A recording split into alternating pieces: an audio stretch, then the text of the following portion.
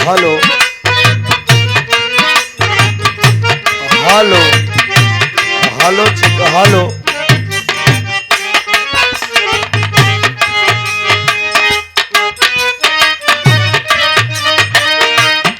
Hello hello hello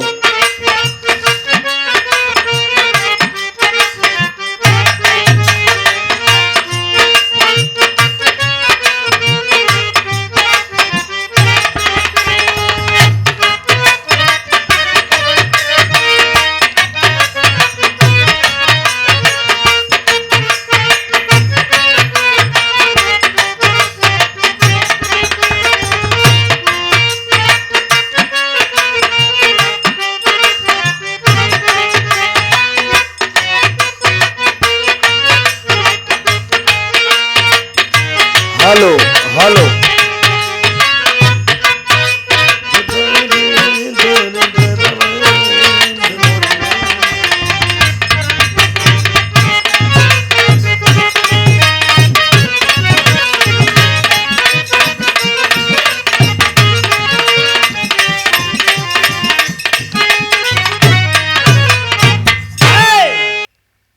आइए एक कांड इधर भी सुनिए। उधर से कांड होगा, इधर से भी कांड होगा। वाह हाँ, वर्ष भाई भाई के बात बना। हाँ। समाज में आज भी ऐसे ऐसे लोग हैं। वाह हमारी आपकी बेटियां सुरक्षित नहीं हैं। वाह गरीब की बेटियां बिल्कुल सुरक्षित नहीं हैं। वाह दुनिया के मालिक से ये मेरा संदेश है, वाह अगर बेटी दीजिए ओह तो धन दीजिए। वाह आइए एक ऐसा ही कांड आप लोगों को मैं सुना रहा हूं, एकदम उस्ताद हैदर अली जुगनू की आवाज में। टोटल आइए और साहब।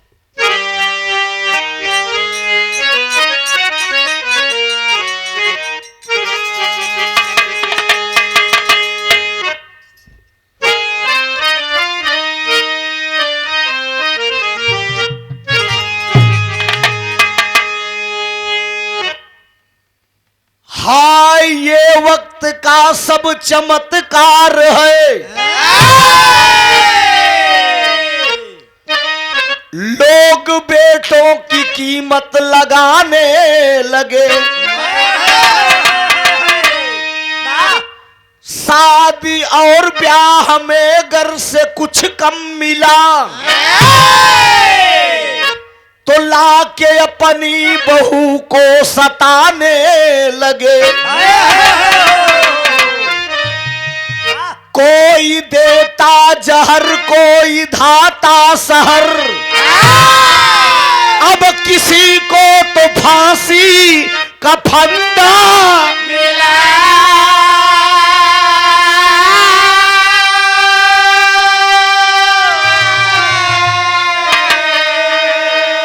अरे धन की सरिता प्रबल योग से बह चली, लोगों को अच्छा खासा यह धंधा मिला।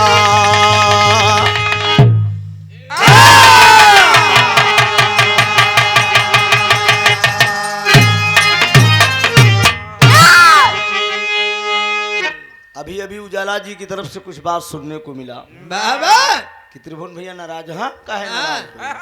पैसे के लिए अपने राम से कोई मतलब नहीं ना। हाँ लेकिन है कि चालाकी ना, अब अगले प्रोग्राम में चालाकी हमार देखे पहुंचते विराय के धाव के तब नंबर दे।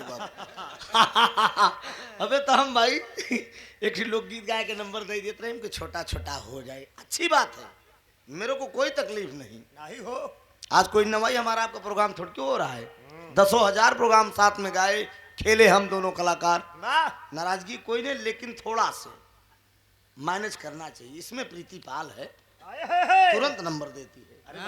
गायन लीजिए, गाइए चट से। हाँ लेकिन कहीं कहीं गवैया चलाक तो हो ही करती है। मिल गए हो अगर प्यार के मोड़ पर,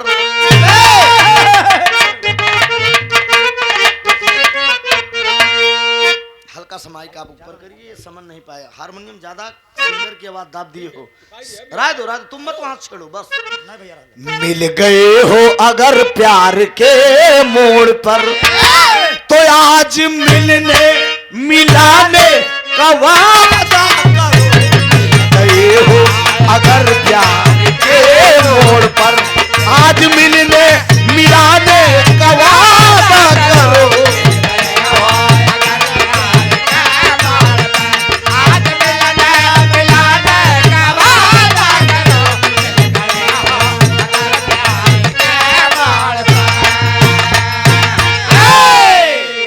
चंदू भैया जा रहे हो तो जाने की जिद ना करो। जा रहे हो तो जाने की जिद ना करे। जा रहे हो तो आने ना करो। लेकिन ये उस्ताद का हमरे लिखी गजला कि धन और दौलत बदौलत खुदा से मिले। धन और दौलत बदौलत खुदा से मिले। मांगना है तो भगवान से मांगिए। धन और दौलत बदौलत खुदा से मिले।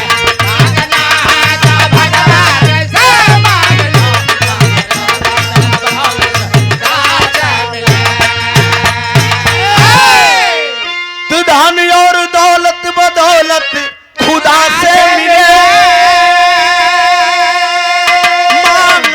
है तो भगवान से मांगिए सबसे करता करम झोली भर देता है। सबसे करता करम झोली भर देता है। करके अनुरय विनय शान से मांगिए। सबसे करता करम झोली भर देता है।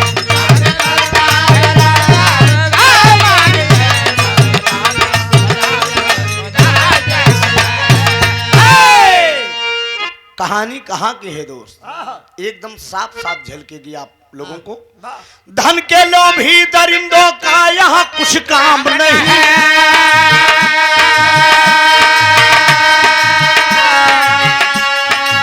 धन के लोभी दरिंदों का यहाँ कुछ काम नहीं। आज इंसान में इंसानियत का नाम नहीं। राजस्थान की एक छोटी सी कहानी है। राजस्थान की एक छोटी सी कहानी है। भाई है शेखर बहन कुसुम की कहानी है। गरीबी में भी ऐसे वक्त एक दिन आते हैं। गरीबी में ऐसे जब वक्त ये दिन आते हैं। गैर तो गैर है अपने भी भूल जाते हैं। ध्यान दीजिएगा दोस्त, कहानी कहाँ की है। राजस्थान शहर जयपुर की बात है। ये पत्रिका से मिली। शेखर कुसुम दो भाई बहन हैं। दर्जा 8 तक शेखर पढ़ा है। कुसुम भी प्राइमरी तक पढ़ी है। लेकिन बाबूजी बचपन में मतारी बाप गुजर गए। माँ बाप बचपन में मर गए। अब जेकर दिन गिर जात होकर केहू सहारा नहीं दे। जान ले काका दादा सब लोग हैं, लेकिन बाबूजी केहू इज्जत ना आई देत बा। केहू सहारा ना आई करत बा। धीरे धीरे विदेशिया का लाइन बा मास्टर की छोटी रे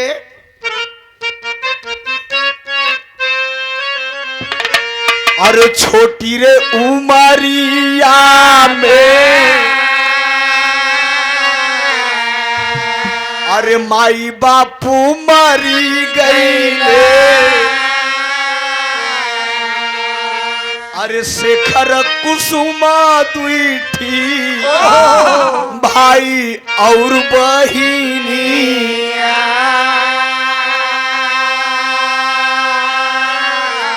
अरे शेखर कुसुमा दुई नौ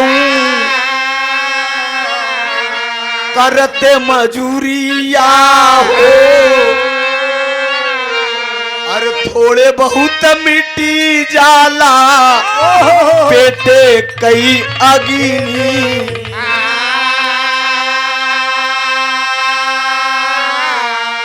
अरे शेखर का चिंता भइली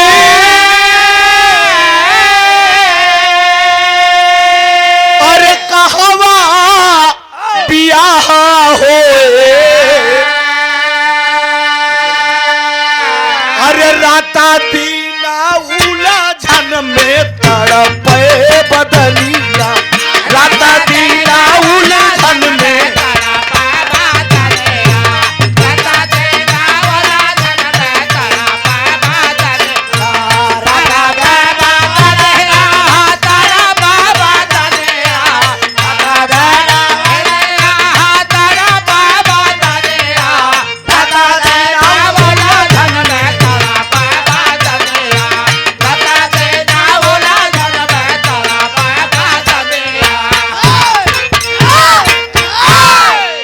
बाबूजी कक्षा 5 तक कुसुम पढ़ी है, मजूरी करके अपनी जिंदगी का भाई बहन परवरिश कर रहे हैं। धीरे धीरे कुसुम बहन सयानी होगी और शेखर के बचपन का दोस्त रहन जेकर नाम रहन रवि। शेखर के साथ पढ़त रहन बाबूजी, आज मालिक के दिन रवि इंस्पेक्टर हो गया, लेकिन शेखर गरीब कुछ न कह पाए। धीरे धीरे कुसुम बहन जब सयानी हो गई, शादी की चिंता भई, जहां अपने बहन के रिश्ता लेके जात बा, लोग दहेज की मांग कर रहे हैं, लाचार हुई के गरीब लौट आवत बा। एक दिन इलाका का जाना माना सेठ जेकर नाम बा प्रभु दयाल, लंबी टोपी लंबा कुर्ता हाथ में सोटी लिए हुए प्रभु दयाल शहर जयपुर से रामपुर की तरफ आवत हैं। हर बाबूजी रामपुर से जयपुर की तरफ शेखर जा रहा है। प्रभु दयाल को देख के आई प्रभु दयाल का काम का बा, एकर पहले यूट्यूबर भैया एकर कारनामा सुनाई, जो लंबी टोपी वाला बा एकर कारनामा का है। एकर एक दोस्त है जेकर नाम है प्रताप। प्रताप और प्रभु दयाल ये दोनों मिलके लड़की के फसावत, अब फसाए के ले जाए के बैश्या को कोठे पे बैठ डालते। आज प्रभु दयाल की मुलाकात शेखर से होगी। शेखर प्रभु दयाल को देख के कहा, दादा नमस्ते। नमस्ते नमस्ते। जीते रहो बेटा, कहाँ जा रहे हो? कहा दादा हमार कुसुम बहन सयानी हुई गया। एक चित्तर जब डॉक्टर साहेब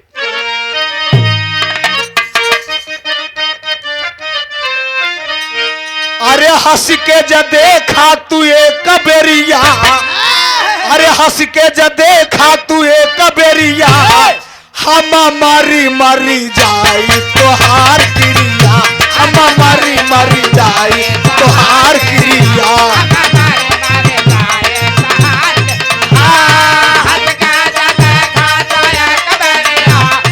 हंस के ज देखा तू एक बेरिया, हम मरी मरी जाई तोहार क्रिया। बार प्रयागराज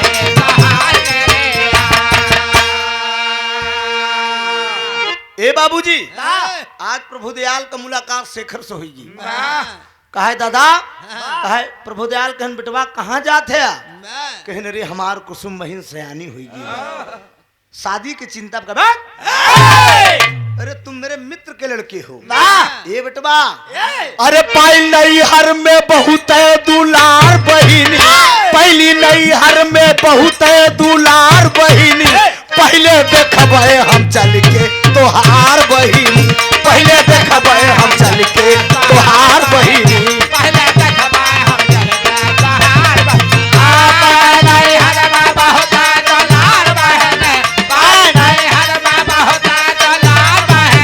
पहले देखबे हम चल के तोहार बहिनी।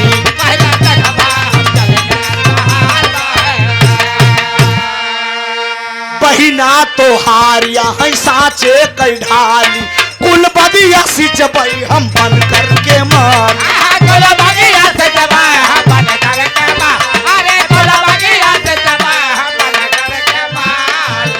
सिर से उतरे जिंदगिया के भार बहिनी, सिर से उतरे जिंदगिया के भार बहिनी, पहले देखबे हम चल के तोहार बहिनी। बेटा तुम मेरे मित्र के लड़के हो, हमार बेटवा विशाल बीए में पढ़त बा, तोरे बहन के शादी हमरे बेटवा से हुई। अरे बाप रे बाप, गरीब बहुत मगन भे बाबूजी। चला दादा हमरे बहन के देख ले आए के बाबूजी। टूटही चार पाई रे भैया, आवाज न होय, ए आवाज न होय, टूटही चार पाई बा, बैठाए दिया दोस्त। और गरीब की बिटिया बाबूजी फटही लुगरी पहन के, गरीब की बिटिया फटही लुगरी पहन के कहियो पेउना लगा बा दोस्त, ओका सुई डोरा से सिए बा। बाबूजी बिना क्रीम पाउडर की बिटिया इसे चमक दिया। अरे प्रभु दयाल के सामने आई के जो भी जल जलपान कराया गरीब, और जब कुसुम को देखेस ना तो करे सारे के मुँह में पानी आएगी। बाप रे बाप, ये इतनी खूबसूरत। अब बाबूजी देख के ओकरे बाद तुरंत ही चारपाई सूट गए, खड़ा हो के कहा शेखर हमार कुछ मांग बा, बेटवा हमार विशाल बीए में पढ़त बा। अरे बाप रे बाप, जब दहेज के नाम शेखर सुनिस ना तो कहा ना बाबूजी हम दहेज ना दे सकित बाबूजी। प्रभु दयाल का पांव पकड़ लिया दोस्त, पैर पकड़ के बाबूजी एक तर्ज लग गए।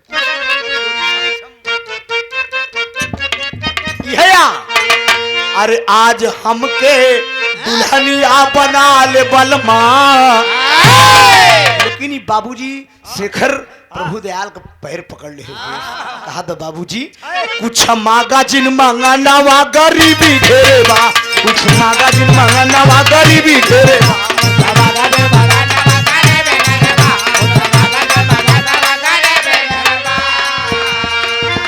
अरे खाए के ठिकाना नहीं सदिया पहाड़ भाई, अरे लागी हम चारा नवा गरीबी घेरे बा, कुछ मांगा जिन मांगा नवा गरीबी घेरे बा।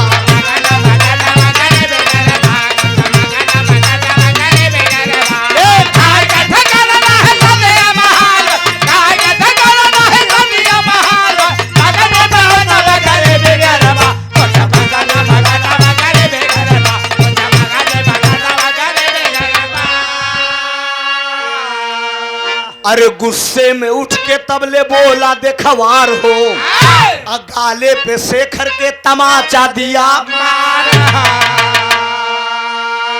एक चाटा जड़ दिया। कहा रामखोर तेरे पास पैसा नहीं है तो बिना पैसे की शादी कैसे होगी। कहा बाबूजी हम बहुत गरीब है, खाए के ठिकाना नहीं, हम दहेज कहाँ से दे बाबूजी। कहा अगर पैसे चाहिए तो तुझे सुन मैं बताता हूँ। अरे अपने बहिन के लुटाए के जवानिया देवे हम खजाना वा गरीबी घेरे बा, कुछ मांगा जिन मांगा ना वा गरीबी घेरे बा।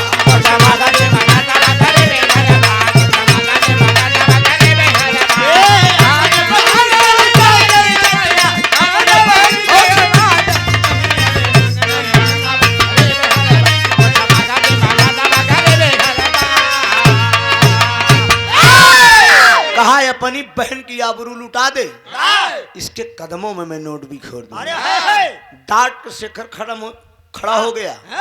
कहा प्रभु दयाल हम तहार टोपी जलाई दे, हम गरीब जरूर है लेकिन हमारो इज्जत है। भाग साले, हम अपने बहन के आबरू लुटाई दे तब तू हमका रुपया देबे, तब हमारे बहन की शादी होई। कहा लग रख तेरी बहन जिंदगी में कुंवारी रह जाए। हाँ हाँ कुसुमुआ से केहू बियाह करी और ने। अब बाबूजी गाल पे तमाचा मार के चला गया। दोनों भाई बहन बैठ कर रोने लगे। दोनों भाई बहन बैठकर रो रहे हैं। गरीबी क्या चीज होती है। देखिए कितना लाचार। आज की गरीब की बेटी को एक पूंजीपति इंसान आए के दरवाजे पे कह गया कि आबरू लुटा दो। सोच रहा है अरे बहन का के सजाए डोलिया, अरे तकंपित घड़ा शोक में अंबर नीर बहाए, बहन का के सजाए डोलिया।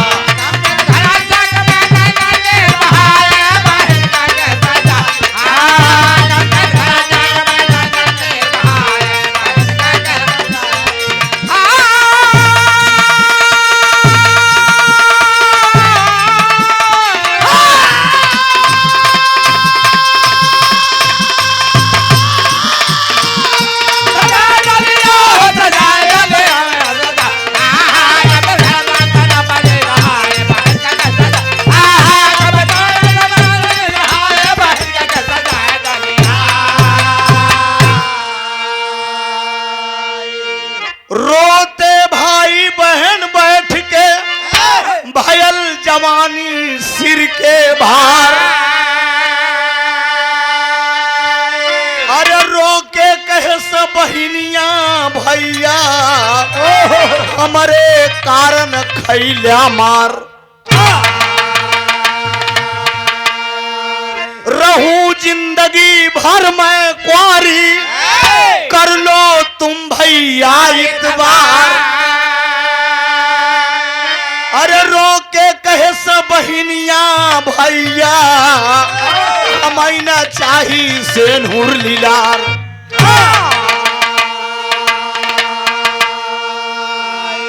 कुसुम कहती है कि भैया आप मेरे शादी के कारण मार खा गए। हम तो उससे वादा करते ही बाबूजी हम कभो न बियाह करब ना करब बियाह। याद रख ले हम तोहरे दामन में कभो दाग न लगे दी। शेखर कहता है नहीं भाई नहीं दीदी आज मान माई बाप होते तो तोहार शादी इतनी धूमधाम से करी, लेकिन ये आपका भाई इतना गरीब है जहाँ पर जाई थी लोग दहेज की मांग करते हैं, मजबूर हो के मैं लौट आता हूँ दीदी। यही बात दोनों भाई बहन में हो रहा है। तब ले जो उसके साथ का पढ़ा हुआ दोस्त था जिसका नाम था रवि आज इंस्पेक्टर हो गया है। छुट्टी आया है घर पे, सोचा कि रवि शेखर से मिलता चलूं, लेकर बुलेट बाबूजी तर तर तर तर तर तर तर तर तर तर तर दरवाजे पे आया। बाबूजी दोनों भाई बहन को रोते देखा, कहा नमस्ते भैया शेखर। कहीं क्या बात से तुम रो रहे हो? शेखर बताया, कहा भाई मत पूछो तो बढ़िया है। कहा नहीं भाई बताओ क्या बात है? कहा दादा प्रभु दयाल मेरी बहन को देखने आए थे और उसके बाद बोले कि मेरी अपनी बहन की आबरू बेच डालो बहुत रुपया मिलेगा। रवि कुमार कहा कि बहन की आबरू बेच डालो? दादा प्रभु दयाल बोल ये बात आप बोल के गए, इसके मतलब तुम इतना गरीब हो गए हो कि अपनी बहन की शादी नहीं कर पा रहे? कहा हाँ भाई। कहा तुम तो मेरे साथ पढ़ते थे? कहा हाँ भाई। उसी दरमियान मेरे माँ बाप दोनों खत्म हो गए, मैं लाचार हो गया, गरीबी इनकी दर दर ठोकरे खाता रहा, किसी तरह से अपनी जिंदगी का परवरिश किया भाई। और धीरे धीरे हमारी बहन सयानी हो गई है, आज मेरी बहन से कोई शादी करने के लिए तैयार नहीं है। अरे बाप रे बाप, दोस्त हो तो ऐस हो और देखिए भाई हो तो सोहन जैसा हो। यहर देखा यहर भाई ना अपने खून के तो खून होता, यहर दोस्त कितना बड़ा काम करे चलते। दोस्त हो तो रवि जैसा हो। सारी बात रवि जब सुन लिया बाबूजी तो शेखर ने तब रवि कुमार से सारी बात बताया। अरे रवि कुमार भीगी आंखों से अरे बाबू है मित्र को गले लगाया हो। अरे राम बहिन का के सजाए डोलिया। कहा अगर इतराज न हो तो अगर इतराज न हो तो कुसुम मेरे मन भाई बहिन का के सजाए डोलिया।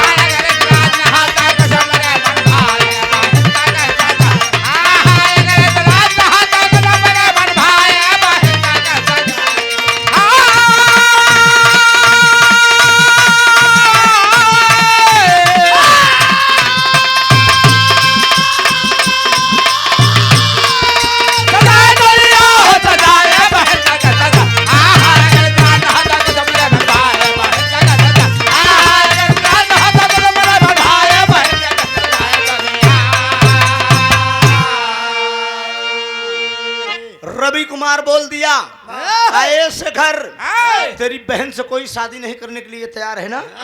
लोग दहेज की मांग कर रहे हैं ना? तेरी बहन से अगर तुझे इतराज न हो तो मैं शादी करूंगा, मैं शादी करूंगा। अरे शेखर का है बाबूजी तू इंस्पेक्टर में नहीं, तू इंस्पेक्टर हम कहाँ से दहेज देव सरकार, हम बहुत गरीब आदमी को।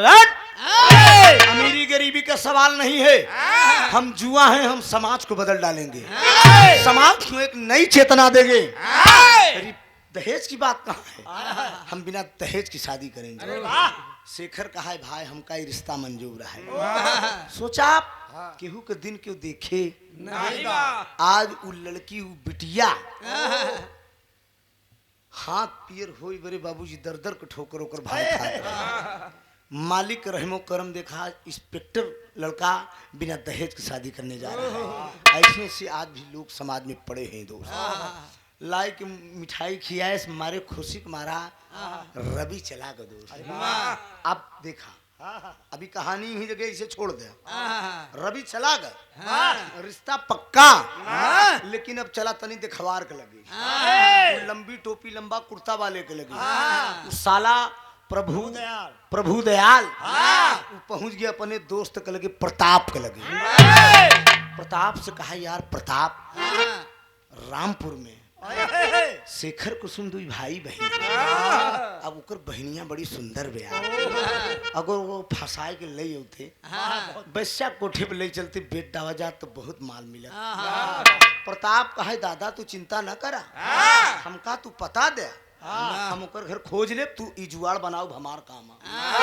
देखा वो प्रताप प्रभु दयाल से पता लई के प्रताप चल दे है जयपुर से रामपुर की तरफ, मतलब शेखर के घर खोजे बेरे, ओकरे बहनी के बेचे बेरे, फसावे बेरे। हाँ ई एहर और रवि चला गया, लेकिन एहर दोनों भाई बहन का बात करता है।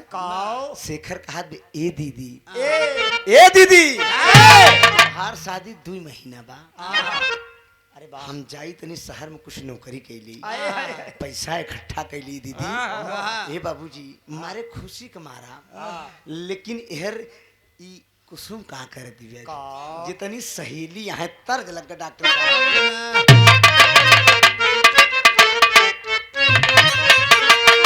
हैदर उस्ताद का गावत रहे बारे गुरुजी स्वर्ग में उच्च स्थान मिले। बिग गंगा चैनल पे जब 2017 में हमारी एंट्री भई, दिनेश लाल निरहू, अम्रपाली हीरोइन, संभावना सेठ, बतासा चाचा, उजालो उन्हीं राउंड में गए रही हमारे लोग को साथ 15 दिन साथ सब जने रहे। हम निरहू भाई सब लोग बैठ के भोजन करते थे, बड़ा अच्छा लग रहा था। न राजा मोरंग की कहानी जब हम गाए टेलीविजन पे, विजय लाल जी कुर्सी से बोल दे कि त्रिभुवन के अंदर हैदर का झलक दिखाई दे रही है। धन हो परमात्मा जहां भी हो सुखी रहे। उस्ताद एक ही गावत रहे, अरे पतरकू, अरे पतरकू पतरकू पतरकू ओ पतरकू, अरे पतरकू, अरे पतरकू काहे जदुइया डाला, पतरकू काहे जदुइया डाला।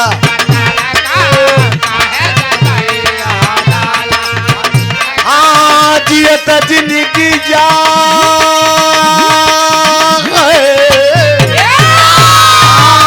जियत जिंदगी तू हमनी के मारा, जियत जिंदगी तू हमनी के मारा, पत्थरकू काहे जदुई जा डाला।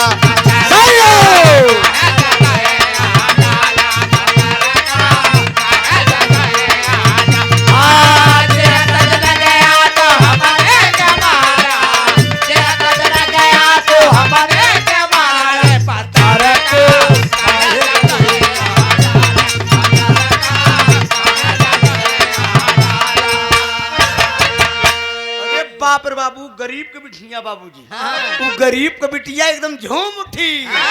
अरे बहिनिया, अरे बहिनिया नाच नाच सबके बतावे, बहिनिया नाच नाच सबके बतावे, नाच नाच सबके बतावा। हाँ मनवा का अपने हो सपना सजावई, मनवा के अपने हो सपना सजावई, बहिनिया नाच नाच सबके बतावे, बहिनिया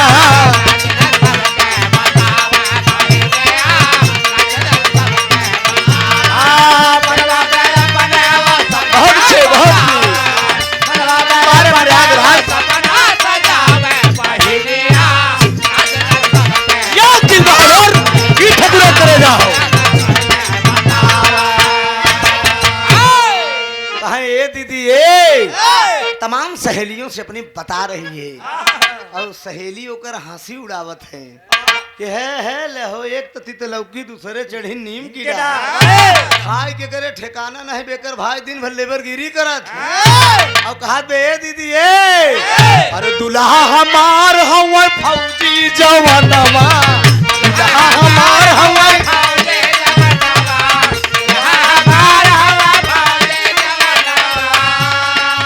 सजना का हमरे लगई ना जादू टोनवा दुल्हा का हमरे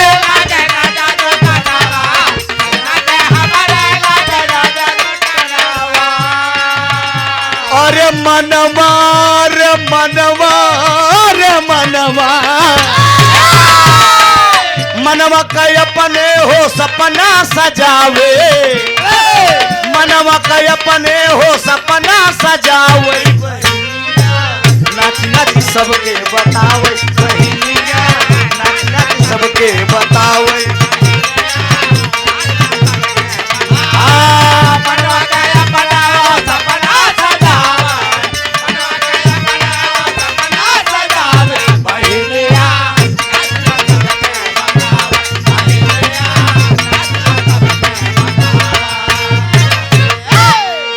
सहेलियों से बता रही है कि ये दीदी हमार होई वाला पति इंस्पेक्टर है। सहेलियां बाबूजी खिल्ली उड़ावत हैं कि इनके घर में ठिकान नहीं बे आई जवन है एकर दुल्हा इंस्पेक्टर है आई बात ही छोड़ दे। शेखर बोला अपनी बहन से कि दीदी आज हम मजूरी करे जा निकल दिया बाबूजी काम खोजने के लिए शहर जयपुर की तरफ से जा रहा है। इधर रामपुर से शेखर जा रहा है और बाबूजी प्रताप आवत रास्ते में दोनों जने की मुलाकात होगी। अब प्रताप को देख के शेखर कहा तो प्रताप भैया नमस्ते। जीते रहो कहाँ जा रहे हो? कहा शेखर तुम्हारा नाम है?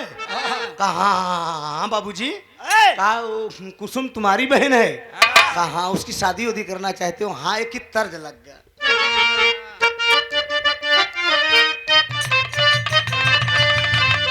है दर्द कलाइम की नजर लागी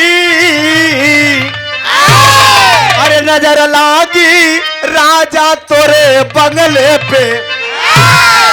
लेकिन प्रताप सिंह वो शेखर कह रहा है कि अरे सहारिया में कौनो नौकरिया दिलाए दा सहारिया में कौनो नौकरिया दिलाए दा।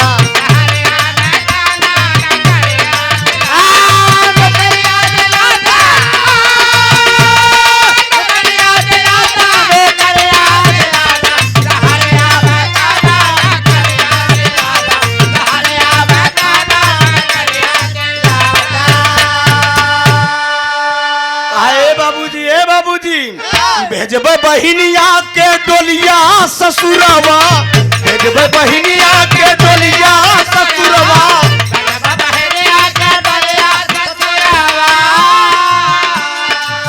डोलिया ससुरवा हो डोलिया ससुरवा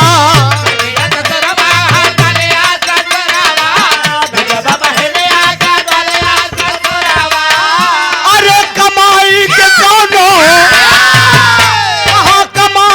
कौनो जतनिया बताए दा सहरिया में कौनो नौकरिया दिलाए दा। ए बाबूजी एक ठिन नौकरी दिया है हमारे बहन के शादी पड़ गई बाबा। देखा दोस्त ई पूंजीपति अमीर लोग गरीब को कैसे परेशान करे। प्रताप बोला कहा तुझे नौकरी मैं दूंगा। कहा बाबूजी का काम करे के पड़ी? कहा हमारे बंगला की सफाई कर दा झाड़ू पोछना लगा दो आने वाले मेहमानों को सत्कार से बैठाओ इन्हें जल जलपान कराओ। कहा बाबूजी कितना मिली? कहा तुझे तो कि 50 रुपया रोज दे। 50 रुपया रोज मिली। अरे वो गरीब इतना खुश भा बाबूजी कि 50 रुपया हमका रोज मिली। लिवा गया बाबूजी बंगले का दरवाजा खोल दिया। अब बाबूजी दरवाजा जब खोल दिया तो उठा लिया झाड़ू शेखर उठा लिया झाड़ू अब बंगले का सफाई करने लगा। और जब दरवाजा का घर का सफाई करे लगा वो करे बात यही जगह पर प्रताप चलाकी कही गया। कहा ये शेखर कुर्ता उतार के खूंटी में टांग दे अब प्रेम से सफाई कर। कार्तिक लगन सारे बहने के तो क्या कहा सुना कुर्ता उतार के खूंटी में टांग दे अब प्रेम से सफाई कर कहा अच्छा बाबूजी आप ठीक कहते हैं कुर्ता उतार के बाबूजी खूंटी में टांग दिया अल्लाह झाड़ू बाबूजी जब जुट गया तो कहा ए शेखर जरा एक गिलास पानी लाओ पानी लेने गया दोस्त तो प्रताप करता क्या है सोने की अंगूठी सोने की जंजीर सोने की घड़ी उतार के वहीं मेज पे इसे धई दे प्रताप जब उतार के धई दे अब पानी पिया पानी पीने के बाद कहा ले जाकर गिलास को रखाओ और जब गिलास रखा गया मारा इनका ससुर इनके जा बे हर ओहरे करत जा ससुरवा हरे कांड ये सामान देखा ये इन्हों शराब पाई गए द्रौपदी शराब दे दी है कच्ची जा सरे आम से टहरा हाँ ये महाभारत में द्रौपदी शराब दे दी है बिना चड्ढीन के ए बाबूजी गाना से ध्यान हटे ना दोस्त कहा ले जाकर गिलास रखो अब जब गिलास रखेगे बाबूजी तो उज्जैन तीनों सामग्री रही अंगूठी जंजीर घड़ी वो तीनों सामग्री ले जाएगी प्रताप शेखर को कुर्ता के जेबा में डाल दिया और तो गिलास रख के आए बाबूजी लेके झाड़ू झूठी गए कुछ देर के बाद प्रताप कहा ए शेखर जरा क्या टाइम होगा टाइम बताओगे तो शेखर कहा बाबूजी घड़ी तो आपके कलाई में रही है घड़ी तो आप पहने रहे आप टाइम देख लेना बाबूजी कहा घड़ी यही मैं मेज पे रखा था क्या हुई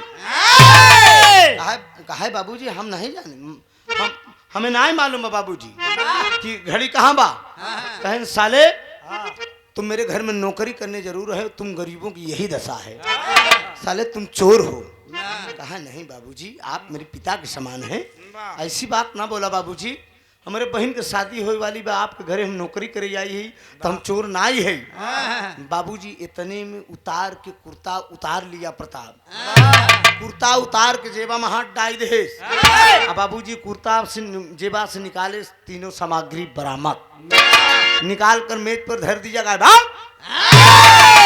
खींच के चाटा बचाटा जड़ देश काले साले हराम खोर तुम चोर हो और थाने में फोन कर देश प्रताप ओती के बहन निखोती की यार पैसा है पास में तो अब बहन तनी के दिन गिर जाए ठेहुन क्यों पूछी एक जने खबर न लेबा गायन कैसे अरे जाए तो दूसर का भैया रिकॉर्ड करब लेकिन वक्त इंसान का समय गिर जाता तो कभी कोई पूछने वाला नहीं है ये बात को आप जान लीजिए थाने में फोन किया दरोगा साहब भी फोर्स के साथ चल दिए तो तर्क लग गया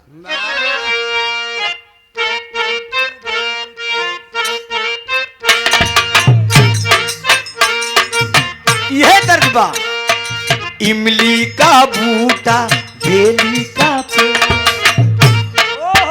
तर्ज है तर्ज से हमारा डुप्लीकेट कम नहीं बदोस्त ये हमारे गुरुजी हरायदर अली जुगनू साहब पर लेखनी का कमाल देखे आप बाबू दरोगा साहब शेखर से पूछ रहे हैं क्यों भाई अरे बोला दारोगा साला है चोर नाहक कमीना करता है शोर अब न चलेगा तेरा जोर चल जल्दी थाने की ओर चल जल्दी थाने की ओर चल जल्दी थाने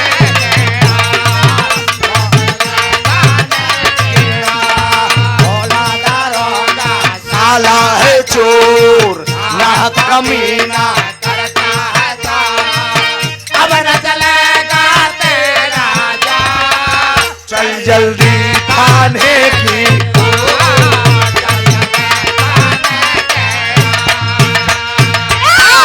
जहां तूने चोरी किया है आज बताना होगा मारूंगा चालान भी होगा चाहे जेल बड़े धोखा भोला दारोगा साला है चोर ना कमीना करता है अब न चलेगा तेरा जोर चल जल्दी थाने की ओर चल जल्दी थाने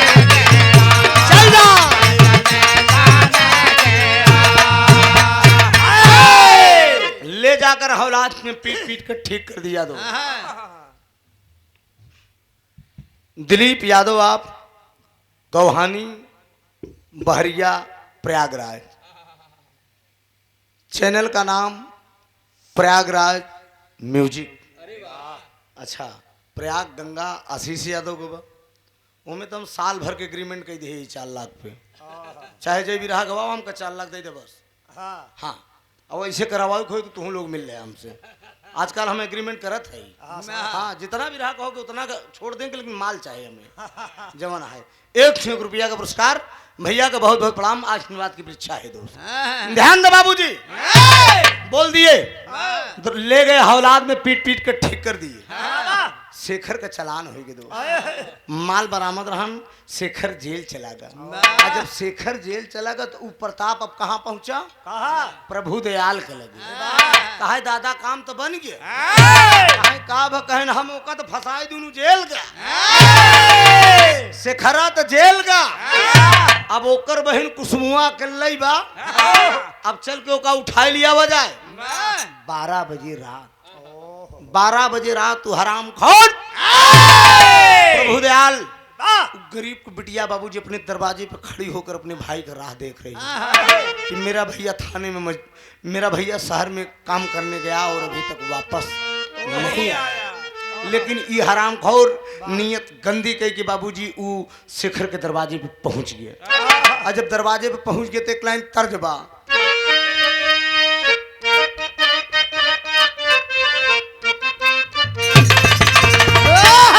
यही तर्ज का लाइन में कहा, अरे स्वर्गा से सुंदर लागे अरे जनकपुर नगरिया, आइले बिया है राम सीता के। हमरे गाय रहन कहा, अरे ननदी भौजैया दुई नौ एक कैसा मऊरिया, अदुनहु का पिया पर देसिया हो राम। लेकिन ये हराम खोर क्या कर रहा है बाबूजी?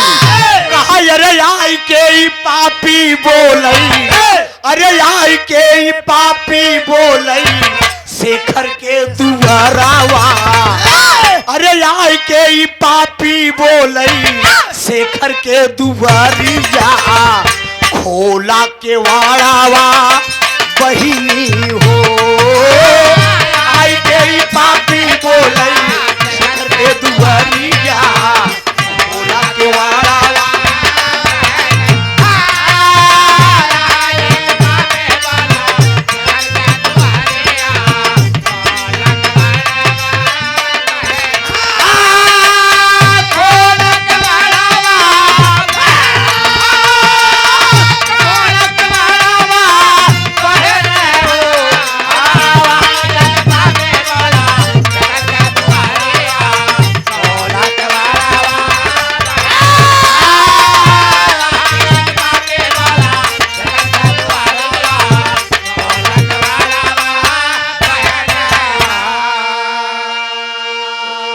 हरामखोर दरवाजे पे पहुंचे 12 बजे रात में, खनेरी रात है, बिटिया एकदम खड़ी है बाबूजी, बिटिया खड़ी है, इसने दरवाजा खटखटा दिया। दरवाजा जब खटखटा दिया बाबूजी तो कुसुम ये समझ हत्या कि हमार भैया आए गए, हमार भैया शेखर आए गए मजूरी के।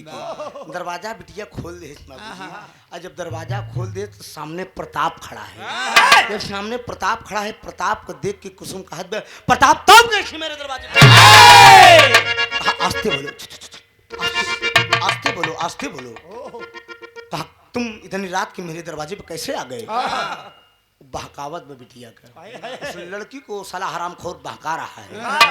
कहा तो तुम्हारा भाई शहर में नौकरी करने गया, लेकिन चोरी के इल्जाम में पकड़ा गया, थाने में बंद है, सुबह उसका चालान हो जाए, जेल चला जाए। हम मुझसे बोला कि मेरी बहन से मुलाकात करा। बहकाई ले कुसुम, बोलो क्या इरादा है? अपने बहन भाई से मिलना चाहती हो कि नहीं? सोच लो, सुबह तुम्हारा भाई जेल चला जाएगा, फिर भाई से दीदार तुम्हारा हो नहीं पाएगा। लेकिन कुसुम करे कि नहीं, मेरा भैया चोर नहीं है, मेरा भैया चोर नहीं है, मेरा भाई गरीब जरूर है लेकिन मेरा भाई चोर नहीं है। कहा कोई बात नहीं है, तेरा भाई चोर नहीं है तो मत जाओ। लेकिन बाबूजी बहकाए के लिए आए के लड़की के चल दे। आगे आगे प्रताप जात बा बाबूजी, पीछे पीछे कुसुम चली जा रही। एक जाते जाते रास्ता में एक बगिया पड़ा। घनेरी रात है, एक बगीचा है बाबूजी। और जब वो बगिया में लिया के बिटिया के पहुंचा दोस्त हरामखोर, तो मौके का फायदा उठा रहा है। क्या का कहत बा? कहा बे अरे लूट ले बरहिया में, अरे लूट ले बरहिया में सारा सिंगारावा, अरे लूट ले बरहिया में सारा सिंगारावा, भोला के वावा बहिनी हो, लूट ले बरहिया में सारा सिंगारावा, भोला के वावा।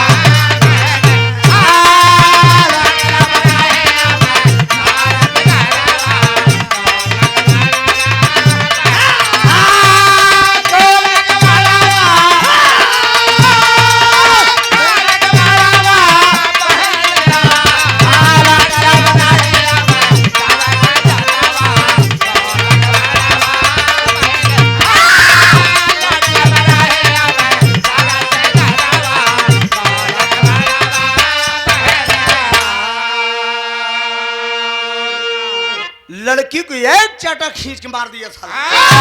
लड़की के एक चाटा मार दिया, बिटिया गिर गई बाबूजी। और जब बिटिया गिर गई बगिया में, सीने पे साला सवार तन की साड़ी खींच लिया, तन की साड़ी खींच लिया सारा, लड़की पेटीकोट ब्लाउज पर।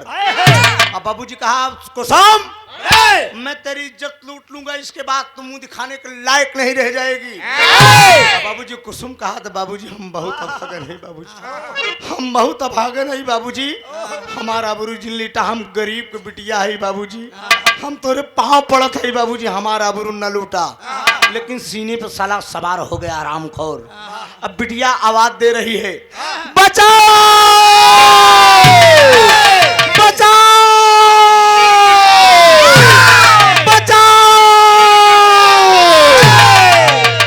बाबूजी उस अबला का पुकार कोई सुनने वाला नहीं है। सीने पर सवार है, कहा आराम कर, कहा बाबूजी हम बहुत दुख उठाए हैं बाबूजी, बचपन में हमार मतारी बाप गुजर गए बाबूजी, इज्जत हमार न लूटा।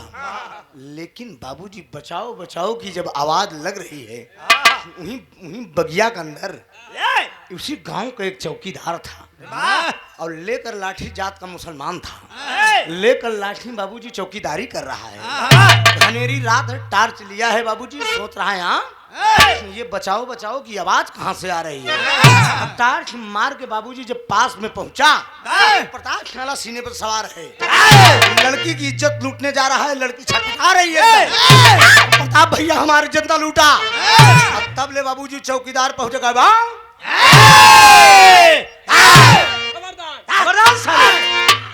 प्रताप कहा तुम कौन हो? कहा मेरा नाम सलीम है।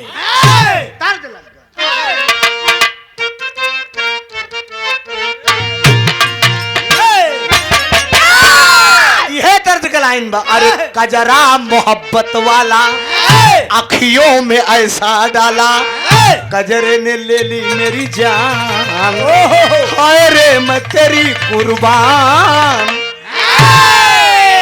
मिलावा आजकल नौकी मिली है मां, उस्ताद का लेखनी है। लेकिन बाबू जो गांव का चौकीदार था, दहाड़ का प्रताप से बोला कसम साले, अरे पट्टा पूरे सी वाला शेर ने गजब कर डाला, पट्टा पूरे सी वाला शेर ने गजब कर डाला, बोला बहादुर से तार ले लो साले मेरी जान, पट्टा पूरे सी वाला शेर ने गजब कर डाला, बोला बहादुर से तार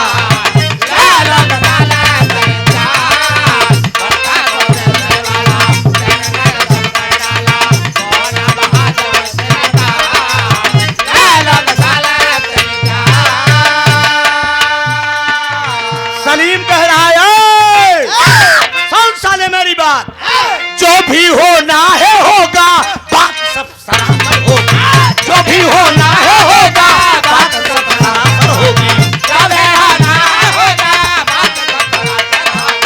तेरी बहना ससुरा, तेरी भी बहना ससुरा कुसुम के बराबर होगी। तेरी भी बहना ससुरा कुसुम के बराबर होगी। पंजा मिला ले मुझसे, पंजा मिला ले मुझसे, और आजमा ले मुझसे। पंजा मिला ले मुझसे, और आजमा ले मुझसे। कितना बड़ा है पहलवान, ले लूंगा साले तेरी जान। पंजा मिला ले मुझसे, और आजमा ले मुझसे। कितना बड़ा है पहलवान, ले लूंगा साले तेरी जान। पंजा मिला ले मुझसे, और आजमा ले मुझसे। कितना बड़ा है पहलवान, ले लूंगा साले तेरी जान। दहाड़ कर सलीम बोल दिया, कहा हराम खोर, तेरे घर में बहन बेटियां नहीं हैं। एक पराई स्त्री के साथ इस जंगल में देखकर मौके का फायदा उठा रहा है। हराम खोर ने देह चाटा बचाटा जड़ दे बाबूजी। कुसुम खड़ी हुई के कहा और मारा भैया। अब बाबूजी तने मूट के साला भाग गया। और जब उठ के भाग गए बाबूजी तो लड़की खड़ी हुई। गौर करेंगे आप, वाह विरह के सुनने वाले श्रोता बंधु, लड़की खड़ी हुई। और जब लड़की खड़ी हुई बाबूजी तो लड़की के तन पे साड़ी नहीं है। लड़की के तन पे साड़ी नहीं है। अब बाबूजी लड़की एकदम बिटिया पेटीकोट ब्लाउज, पेटीकोट ब्लाउज में इतने में कितना बढ़िया काम वो किया सलीम। बाबूजी जात का मुसलमान था, आजकल लोग हिंदू मुस्लिम को बंटवारा करता है। बाबूजी जात नहीं हो जी, इंसान के अंदर कहाँ इंसानियत आई जाए। वो जात का मुसलमान हो कि उतार के बाबूजी अपन कुर्ता दे दिया अपना कुर्ता। ले मेरी बहन पहन ले, अपनी आबरू ढाक ले। कुसुम रोने लगी बाबूजी। कुसुम जब रोने लगी तो कहा तुम्हारा घर कहाँ है? कहा मेरा घर रामपुर में है भैया, मुझे कुसुम कहते हैं। कहा तुम शेखर की बहन हो? कहा हाँ भैया मैं शेखर की बहन हूँ। अरे पगली, इन हराम खोरों के चक्कर में तुम कहाँ पड़ गई? कहा भैया ये बहकाए कि हमार भाई जेल में बंद बा, ये कहे अरे इन सालों का यही धंधा है। कितना बढ़िया काम किया दोस्त। कहा आओ चलो हम तुम्हारे घर तक तुझे छोड़ देते हैं। आगे आगे सलीम चला जा तो पीछे पीछे कुसुम चला जा रही। इतने मुझे उन ससुर दिखवार बन के गा रहा, लंबी टोपी लंबा कुर्ता वाला। वो प्रभु दयाल का कहत बा, रास्ता में देख के कहा वाह रे जमाना वाह। बहन अपने भाई को छोड़ के एक मुसलमान के साथ चली जा रही है। सलीम दहाड़ दिया ही में कहा प्रभु दयाल, अरे जो भी होना है होगा, बात सब सरासर होगी। जो भी होना है होगा, बात सब सरासर होगी। तेरी भी बेटी ससुरा, तेरी भी बेटी ससुरा कुसुम के बराबर होगी। तेरी भी बेटी ससुरा कुसुम के बराबर होगी। एक दिन आऊंगा मैं, बदला चुकाऊंगा मैं। एक दिन आऊंगा मैं, बदला चुकाऊंगा मैं।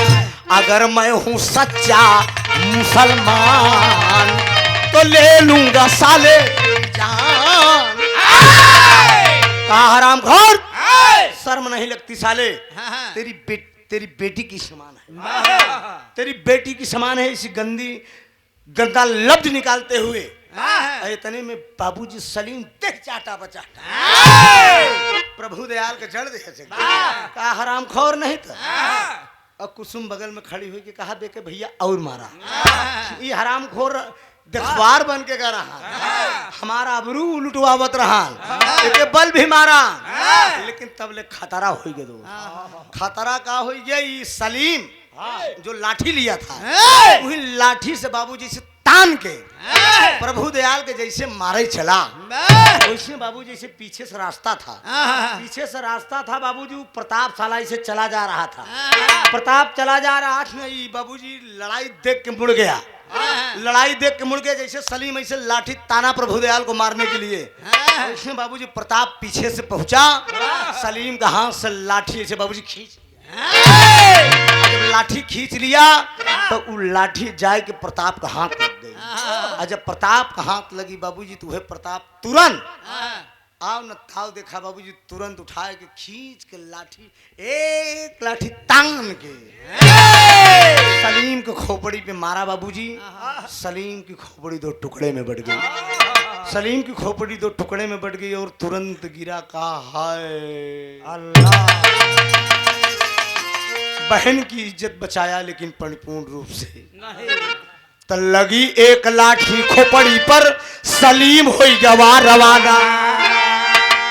अरे आज बहिरिया रोवई बैठ के अरे अब कमल मोर ठिकाना हो। अरे राम बहिन का के सजाए डोलिया कहा प्रताप कुसुम अब तो का के बचाए बहिन का के सजाए डोलिया।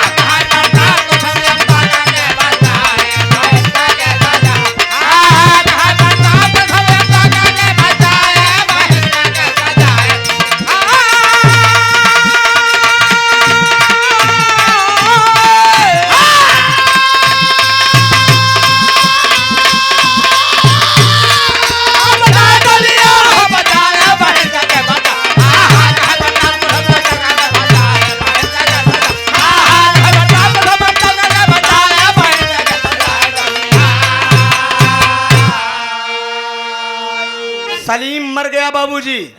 जब सलीम खत्म हो गया तो प्रताप कहा बे कुसुमवा बुलाओ अब कौन बचाई तो का। कुसुम समझ गई कि बाबूजी अब कोई मुझे बचाने वाला नहीं है। सिवा दुनिया के मालिक के सिवा कोई नहीं बचा सकता। अपने किस्मत को सोच के बाबूजी रो रही है वो कि भला भला कौन दुखिया को देगा सहारा। अरे सिवा रब के तू जाना अरे सिवा रब के तू जाना कोई हमारा। भला कौन दुखिया को देगा सहारा। भला कौन दुखिया को देगा सहारा।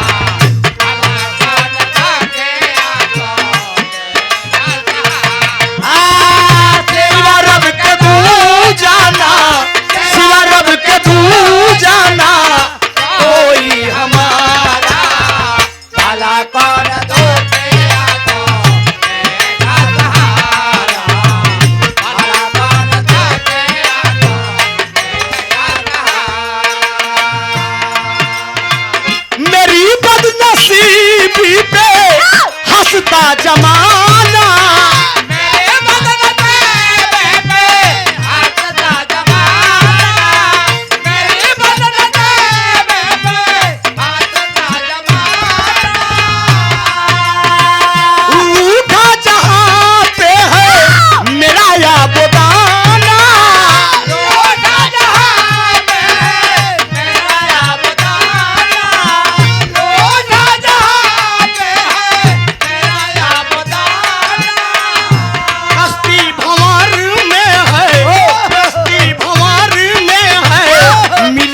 किनारा भला कौन दुखिया को देगा सहारा। भला कौन दुखिया को देगा सहारा।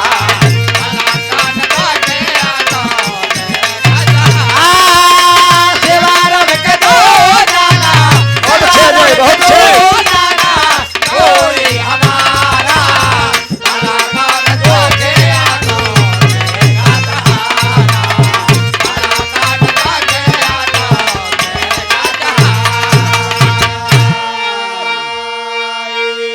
वो लड़की समझ गई कि दुनिया के मालिक के सिवा मुझे कोई सहारा नहीं दे सकता। मेरा भाई जेल गया। मैं होने वाली इंस्पेक्टर की बीवी हूँ। मेरा पति इंस्पेक्टर है लेकिन मालिक का ये रहम करम देखे। इन सालों ने इज्जत तो लूटना चाहा लेकिन मालिक ने इज्जत बचा ही दिया। बड़े बड़े सेठ मिलकर अमरनाथ, बांकेलाल, प्रभुदयाल, प्रताप 4-5 सेठ मिलकर ले जाकर बाबूजी शहनाज बानो को कोठे पे रंडी के कोठे पे उस लड़की को 50,000 रुपए में बेच डाले। 50,000 रुपए में बेच के बाबूजी लेकर रुपया साले चल दिए। लेकर रुपया चल दिए। वो लड़की समझ गई कि मैं भेंट डाली गई और एक वैश्या के दरवाजे पे अरे वाह वाह वाह। शहनाज बानो को उसने पांव पकड़ लिया। शहनाज बानो का पांव पकड़ लिया। कुसुम कहा माँ मुझे अपनी बेटी समझ लो माँ। मेरा होने वाला पति इंस्पेक्टर है, मेरा भाई जेल गया, वक्त का फेरा देखो माँ मैं तेरे कोठे पे आ गई। शहनाज कहा तुम कुछ भी हो। वैश्या के पास रहम कहाँ रहा था। शहनाज कहा तुम कुछ भी हो, मुझसे इसको लेना लाना नहीं है। तेरा पति इंस्पेक्टर है कि तेरा भाई जेल गया, ज्यादा हमदर्दी मत इधर दिखाओ। मेरे अंदर रहम कहा नहीं माँ मैंने तुझे पैसे में खरीदा है। जब तक सूल नहीं करूंगी मुझे तेरे साथ कुछ भी करना और करवाना पड़े। कहा यही तो बात है माँ, मुझे अपनी धर्म की बेटी समझ लो माँ। मैं तेरे लिए नाचूंगी, गाऊंगी, मुजरा करूंगी, सब कुछ करूंगी माँ। केवल एक विनती मान लो, मेरी इज्जत का कभी सौदा मत करना माँ, मेरी आबरू मत लुटाना माँ। केवल इतनी ही मांगन है माँ, बस और कुछ नहीं। शहनाज कहती है कि बेटी ये मेरा वादा रहा, ये मेरा वादा रहा। जब तक तू मेरे जान पर नहीं बनाएगी तब तक तेरी आबरू का सौदा कत्तई नहीं होगा।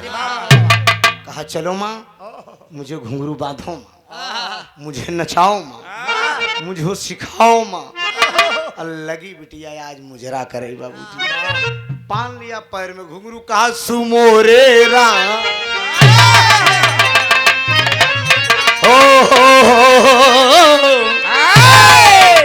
ये चैलेंज भाई यूट्यूब इतना चैनल लगा बा।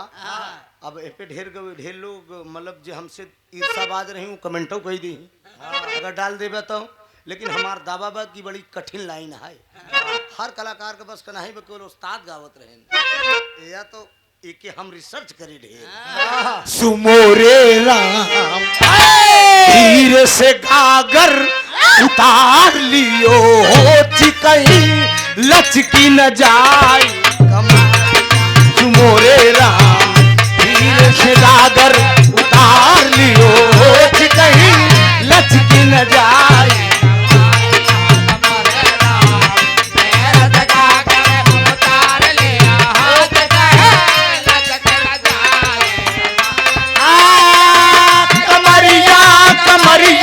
कमरिया मोरे राजा लचक न जाए कमरिया मोरे राजा लचक न जाए। धीरे से गागर उतार लियो होते कहे लचक न जाए।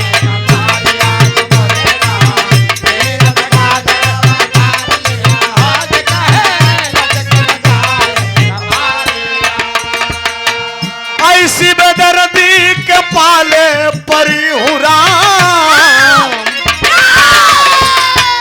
ऐसी बेदर्दी के पाले परी हूँ राम। जोड़ा भरा वही गगरिया ऐसी बेदर्दी के पाले परी हूँ राम। जोड़ा भरा वही गगरिया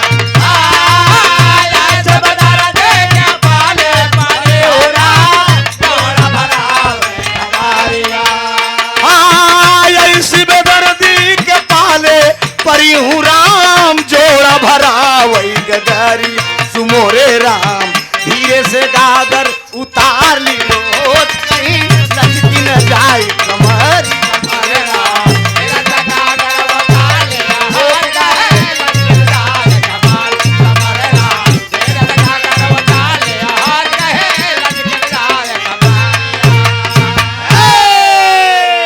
लगी घुंघरू बांध के बाबूजी उस शहनाज बानो को कोठे पर वो मुजरा करने एकदम मुजरा कर रही है। धीरे धीरे समय आया, वक्त आया। एक दिन पूरे जयपुर में चर्चा के विषय बन गया, पूरे शहर के अंदर चर्चा का विषय बन गया कि एक कुसुम नाम की लड़की आई है। शहनाज बानो को कोठे पे बड़ी ही सुंदर है लेकिन उसको अपनी वो बेटी समझती है। मुजरा करवाती है, सब कुछ करवाती है लेकिन इज्जत का सौदा नहीं करते, नहीं करवाती है। बाबूजी जुट के बड़े बड़े सेठ, लेकिन यहर बाबूजी रवि बहुत परेशान है। रवि जो उसका पति होने वाला था, शेखर तो जेल चला गया, लेकिन कुसुम का न जाने कहाँ चली गई। चप्पे चप्पे पे एक शहर में खोज कर रहा है रवि। लेकिन बाबूजी जब कुसुम हो तब ना, वो तो वैश्या के कोठे पे पहुंच गई है। अब बाबूजी एक दिन उस समय आए, अमरनाथ, बांकेलाल, प्रभुदयाल, प्रताप, बड़े बड़े सेठ मिल के शहनाज बानू को कोठे पे पहुंचे और शहनाज बानू से बोला कि शहनाज, अगर आज तुम कुसुम के हमारे हवाले नहीं करती हो तो रिवाल्वर की 6 गोली तुम्हारे सीने में उतार दी जाएगी। कहा ये बात। अब बाबूजी कुसुम दूर से सुनत भी है, कुसुम छुप के सुन रही है कि ये वैश्या जरूर है, अगर आज इन्हन हमारा आबरू न पई हैं तो इस शहनाज को गोली से मार दे। कितना वही धर्म का महतारी हमारा, आज तक एक कोठे पे हमारी इज्जत ना लीलाम है, अपन बिटिया समझ के हमारी आबरू ये बचाई। अब बाबूजी शहनाज जैसे बतावे कुसुम से जात रही, कुसुम कहती कि नाय माँ, हम सब सुन लिए महतारी, हम सब सुन लिया माँ, बोल दो उन दरिंदों को बैठे, बोल दो उन दरिंदों को बैठे, आज तेरी कुसुम बिकेगी और शान से बिकेगी। चली बाबूजी बिटिया एकदम सजे लगी, एकदम तट से नट तक सज रही है, एकदम बाबूजी सारा श्रृंगार पटार कई के एकदम बाबूजी जब वो आगे बढ़ती है, ई बतिया यही छोड़ा। यह रवि कुमार का मालिक का रहमो करम देखे, आज जहां पर कुसुम बिक के आई है वहीं उकरे आदमी के ड्यूटी लग गई, वहीं पोस्टिंग हो गई बार खेड़ा गली जयपुर में। कुसुम बिक के आई है वैश्या की गली में कोठे पे, और वहीं पोस्टिंग 4 दिन पहले नौकर पोस्टिंग है बड़े दरोगा आर सक्सेना साहब। आर सक्सेना साहब बोले कि बेटा रवि, तुम यहाँ नए आए हो, थोड़ा आज बाढ़ खेला गली जयपुर में तुम्हारी ड्यूटी लगाई जा रही है, अगल बगल गुजरना तो कुछ वैश्या का कोठा है, क्योंकि यहाँ लड़कियों का धंधा बहुत होता है, थोड़ा निगाह मार देना। कहा ठीक है सर, कोई बात नहीं है। उन्हीं गली में ड्यूटी रवि की लगी है, हर बाबूजी बिटिया सज रही और हर रवि की ड्यूटी लगी, वो ड्यूटी देख रहा है, एक कोठा चेक कर रहा है। लेकिन बाबूजी हर कुसुम सज रही है, और सज रही है बाबूजी सच के जैसे आगे बढ़त है, तो एका जान ला कि वैश्या को कोठे पे कोनो रामकृष्ण की मूर्ति तो रही न। जयपुर में खिमाचिस चलत है जेकर नाम बा कन्हैया, उमें भगवान कन्हैया कैसे फोटो पर छपी रही, वो बिटिया ऐसे उठा के लगी चुमन। ये दुनिया का मालिक, बड़े बड़े भक्तों की आपने लाज बचाया है प्रभु। एक अबला पुकार कर रही है, तर्ज है,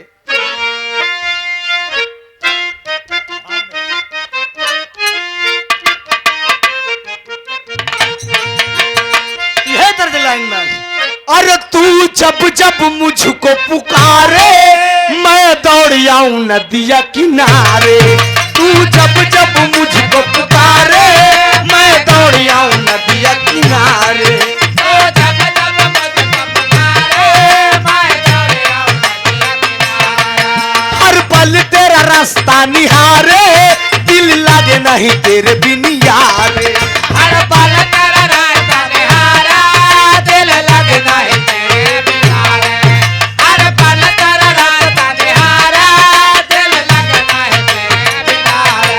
मुझे आंखों में बिठा ले, मुझे गले से लगा ले मेरे भोले साथिया, तुझे दिल दे दिया मेरा दिल ले लिया, तुझे दिल दे दिया मेरा दिल ले लिया, तुझे दिल दे दिया मेरा दिल ले लिया। लेकिन बिटिया वो माचिस को खूब खा ले के कहा, बे दुनिया का मालिक, हे नंद बाबा के छैया बलराम के छोटे भैया, नंद बाबा के छैया बलराम के छोटे भैया, नंद बाबा के छैया बलराम के छोटे भैया, यशोदा के कुंवर कन्हैया घर घर माखन के खवैया, यशोदा के कुंवर कन्हैया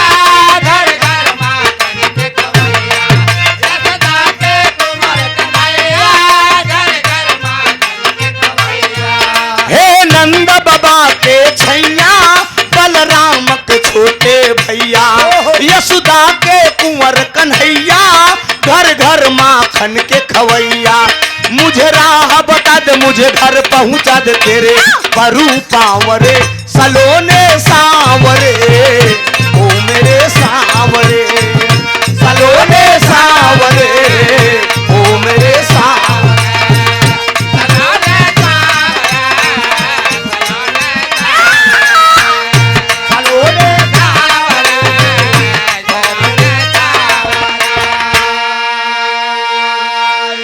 यही बाबूजी बिटिया माचिस को खोखा लेके चूम रही है। दुनिया के मालिक बड़े बड़े भक्तों की लाज बचाया है। एक अबला आज अबला की पुकार नहीं सुनेंगे। इस वेश्या के कोठे पे मैं पहुंची हूँ, आज मेरी आबरू लुटने जा रही है। इतने में शहनाज आवाज दे दिया, शहनाज आवाज दे दिया कि क्या कर रही हो कुसुम, खड़ी खड़ी जरा महफिल में आओगी। इतने में बाबूजी कुसुम कहती कि आ गई माँ। अमरनाथ बाकेलाल प्रभुदयाल सब लोग बैठा साले से इंग्लिश की बोतल खोले और लड़की पहुंच गई बाबूजी महफिल में मुजरा कर दिया। छोड़ी गयो बेदर्दी,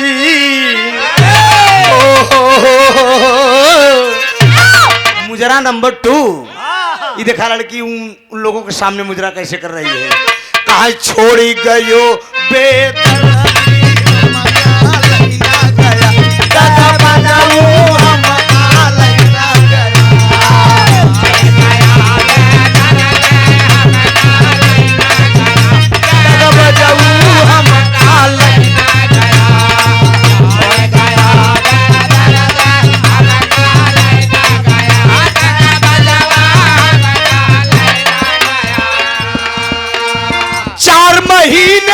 गर्मी पड़त, 4 महीने के गर्मी पड़त, 4 महीने के गर्मी पड़त। तब तुवेला पसीनावा है, तब तुवेला पसीनावा हम कालई न गया, तगा बजऊ हम कालई न गया।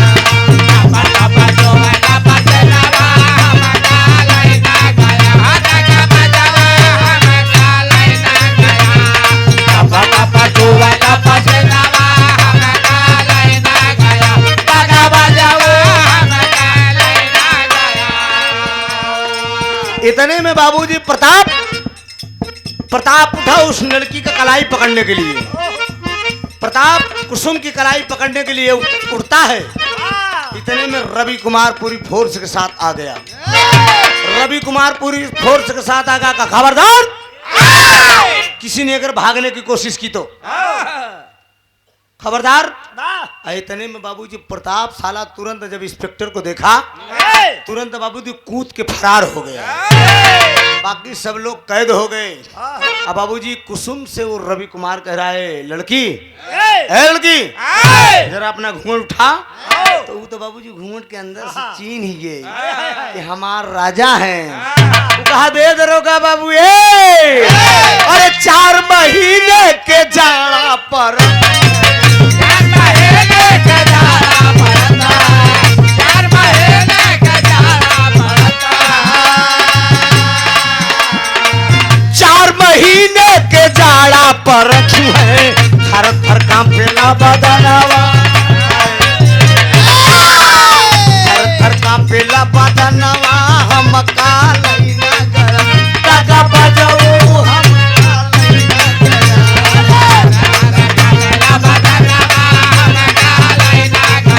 धोखे बजऊ हम कालई न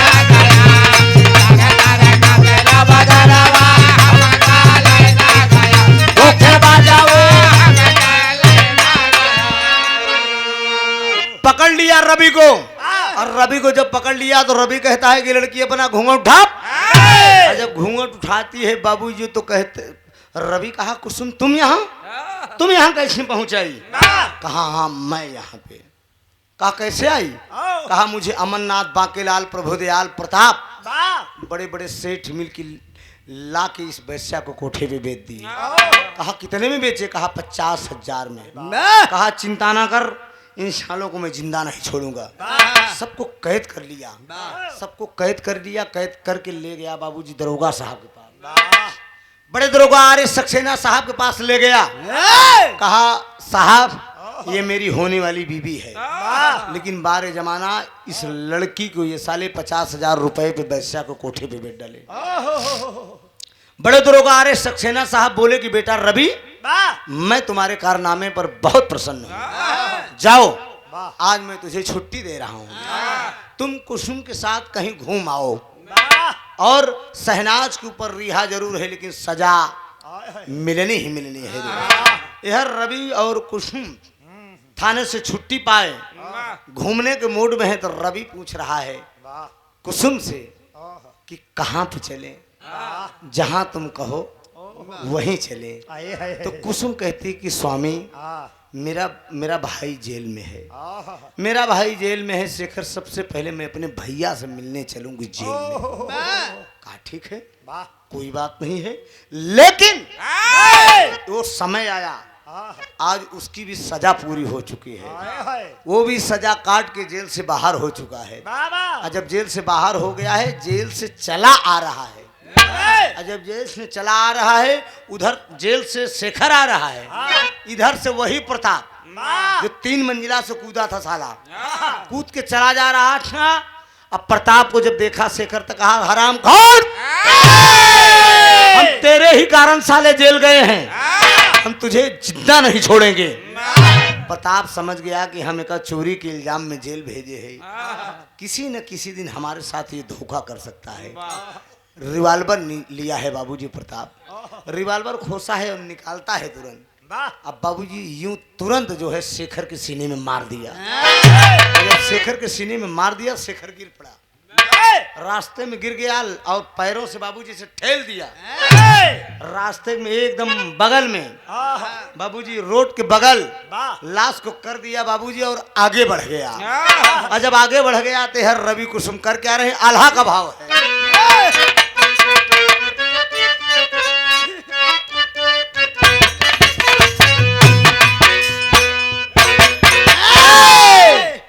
कलाकार लोग गावत की अरे माई के मरनमा, अरे माई के मरनमा कवन हो दीन खरैया भैया, अरे बाबू के मरनमा बताई द बीरनया,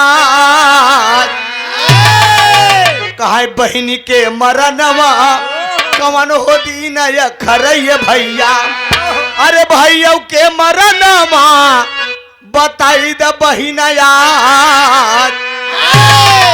लाइन दी गई है मित्रों, कहा माई के मरानावा, अरे माई के मरानावा उही हो दीन खरैया भैया, माई के मरानावा उही हो दीन खरैया भैया।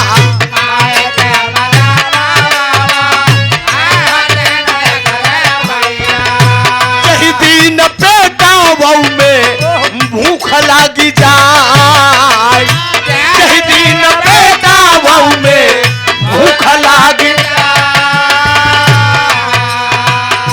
बाबू के मराना वाऊ ही हो दीन खरैया भैया, बाबू के मराना वाऊ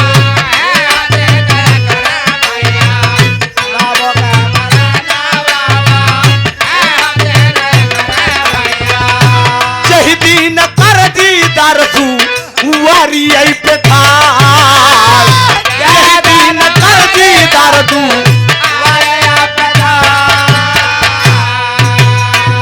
भैया के मराना वाऊ ही हो दीन खरैया भैया, भैया के मराना वाऊ ही हो दीन खरैया भैया।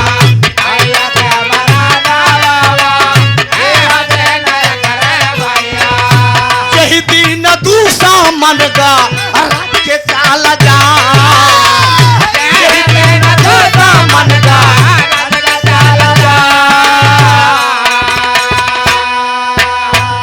बहन के मराना वाऊ ही हो दीन खरैया बाबू, बहन के मराना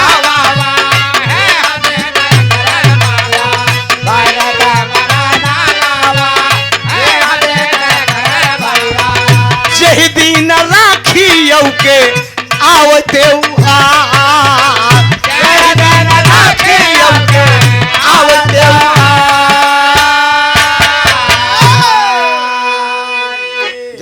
गौर करेंगे बाबूजी, माँ का मरण बेटा को उस दिन खलता है जिस दिन पेट में भूख लग जाता।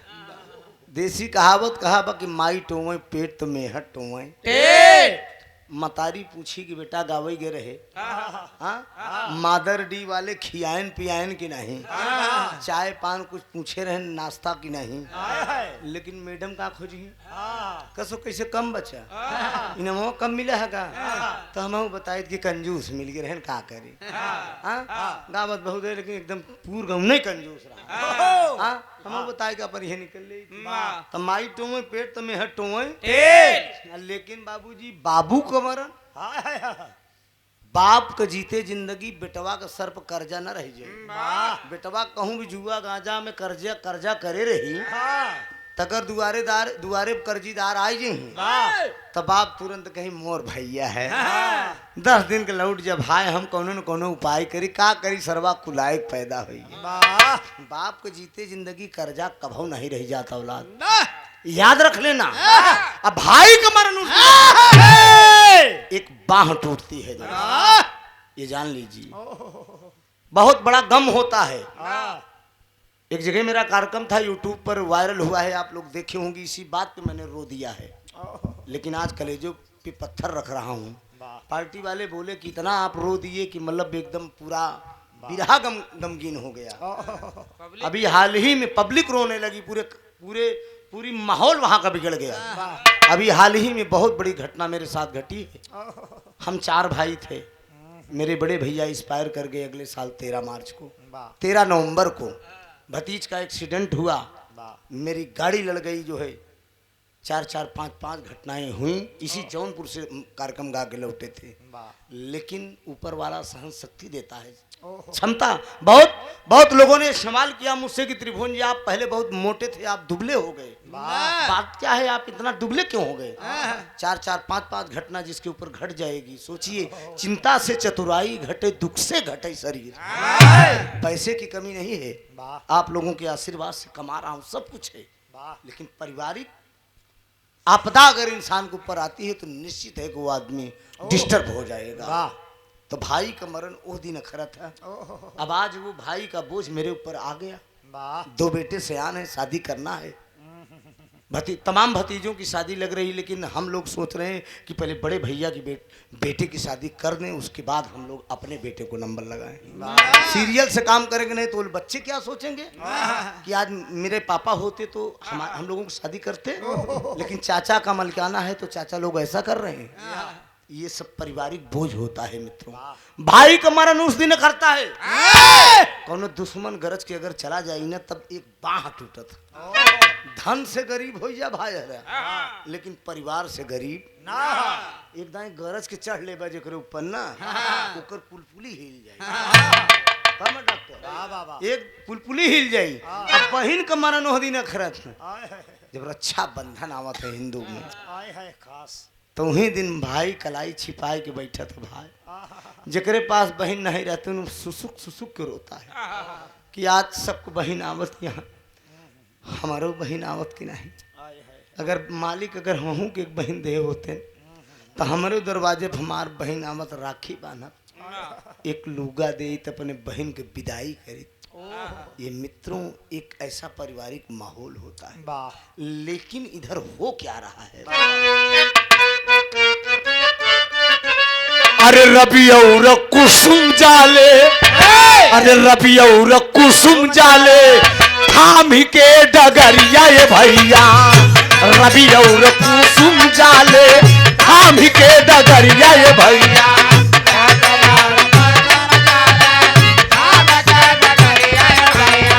तब ये काचरज होई गईले श्री माँ,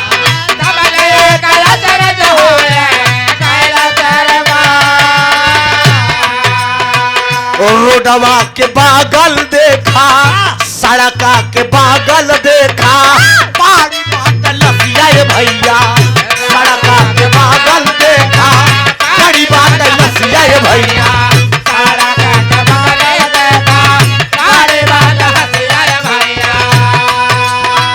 कुसुम बोले स्वामी देखा लाश कैसन बा, कुसुम बोले स्वामी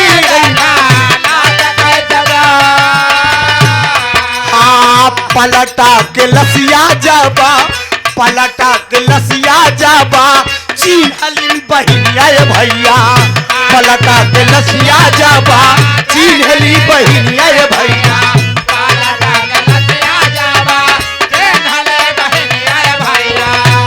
अरे बिरना का लसिया बाबू गईली हो देखाई।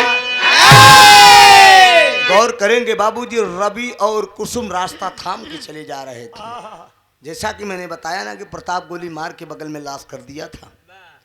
कुसुम कहती है रवि से कि स्वामी ये लाश कैसी है, जरा देख लिया जाए। रवि और कुसुम जब उस लाश के पास पहुंचते हैं मित्रों, तो देखते हैं पलट के जब वो लाश लड़की देखती है तो वही शेखर की लाश थी। छाती पीट पीट कर वो बहन रोने लगती है अपने भाई के लाश पे। आखिरी भाव है,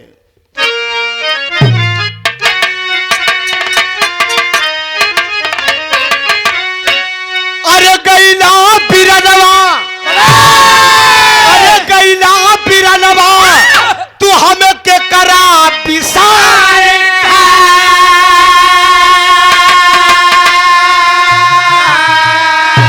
अरे कुसुम बहिनिया के डोलिया सवार के, कुसुम बहिनिया के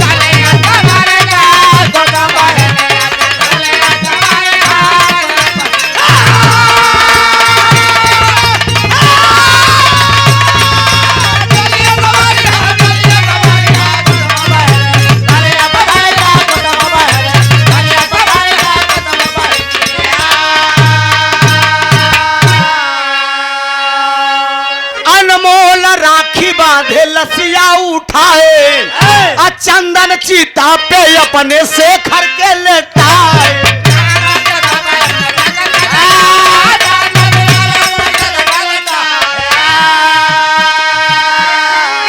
अरे रोवत की सुहागर चली भाई अपने ससुरारी हो।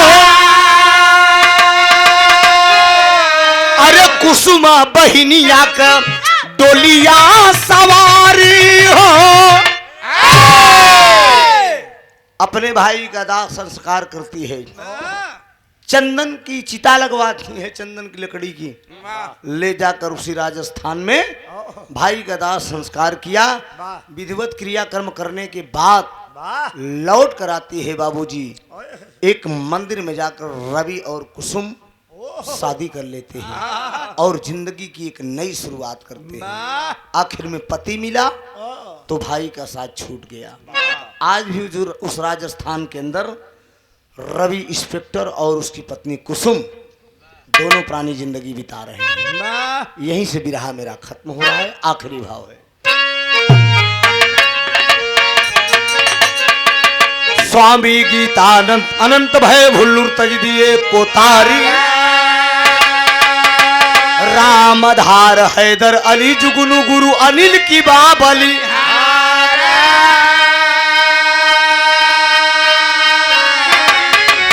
अरे बहिन का के सजाए डोलिया, अरे बहिन का के सजाए डोलिया, भाइयों होश में आओ त्रिभुवन नाच जगाए, बहिन का के सजाए डोलिया।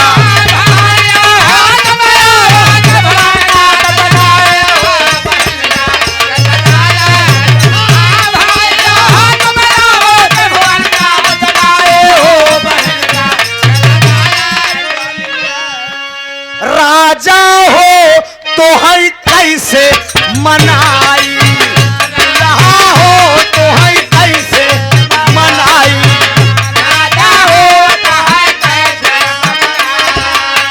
रतिया में हमरे न लागई हाई, रतिया में हमरे न लागई हाई, सैया हो तो है कैसे मनाई।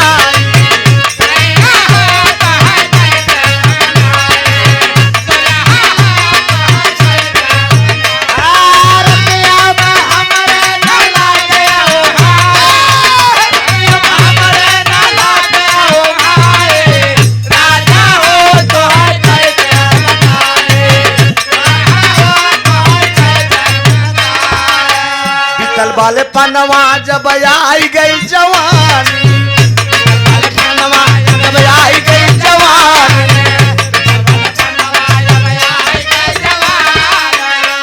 अरे रही रही के रही रही के रही रही के रही रही के सदियई पले नाराई, गरनिया हो तो है कैसे मनाई, सुगनी हो।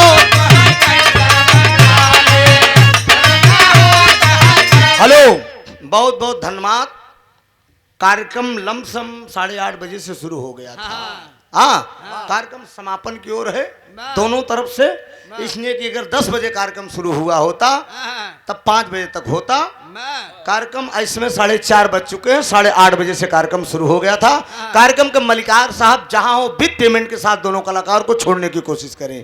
बिरहा भइल बड़ियार हो, बिरहा भइल बड़ियार हो, मादर डीह के धरतिया।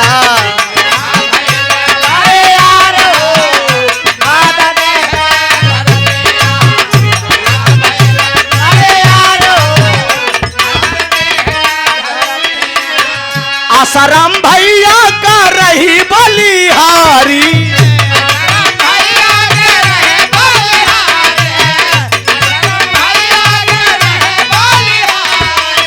सियाराम यादव जदुइया दिहल डाली, सियाराम यादव।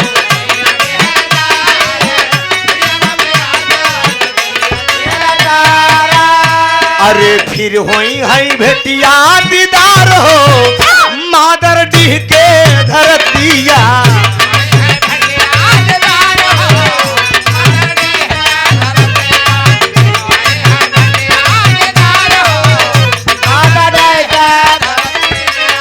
दुई गवैया दुआरे बोला,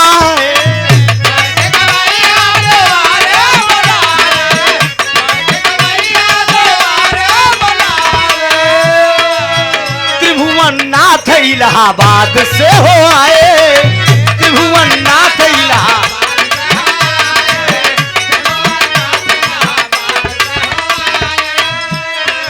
उजाला से होइगा दीदार हो, अरे उजाला से होइगा दीदार हो, मादर डीह के धरतिया। दीदार हो,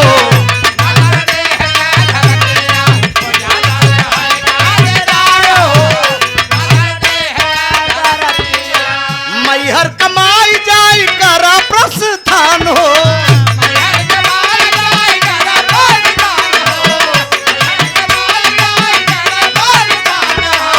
पंडा जो हो तो होई है कई के स्नान हो।